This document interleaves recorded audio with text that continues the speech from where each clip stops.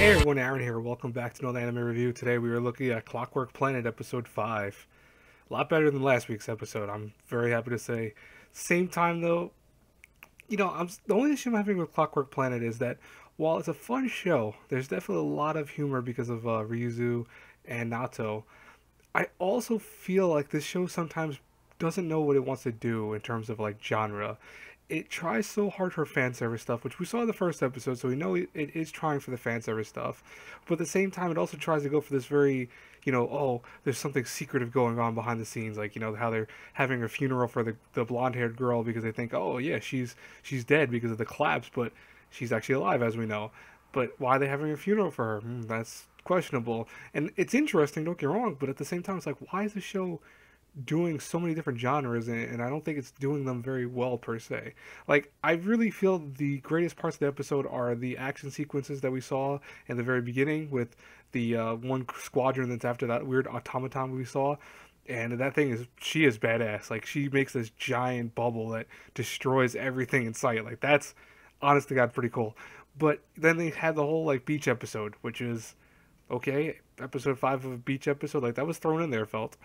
It wasn't bad, don't get me wrong. I mean, Rizu fills out a bikini really nice. I mean, I'm not complaining about that. But, for the most part, it was like, okay, so this episode's a beach episode? Is that the whole point of it? Like, did I miss something here?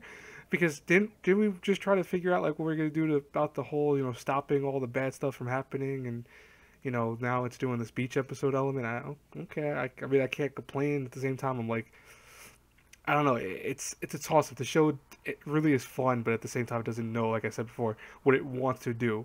And I know I keep repeating that, but it's something that I have to emphasize because, when I say something like that, people are like, "Oh, are you hating the show?" Or you like, it's not that I hate the show. It's just that it is kind of like having an identity crisis in many ways.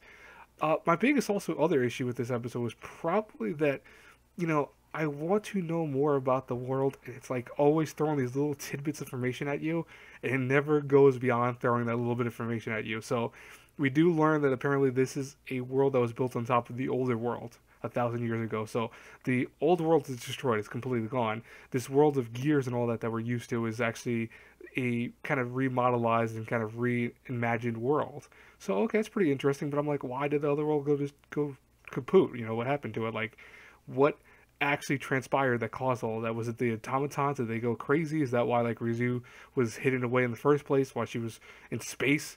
Maybe they had to like stop these things from destroying the world. I don't know per se, but I want more from the show, and I feel like the show can do a lot more. But we only are 5 episodes in, and right now I enjoy the show for what it is. So definitely let's go for it.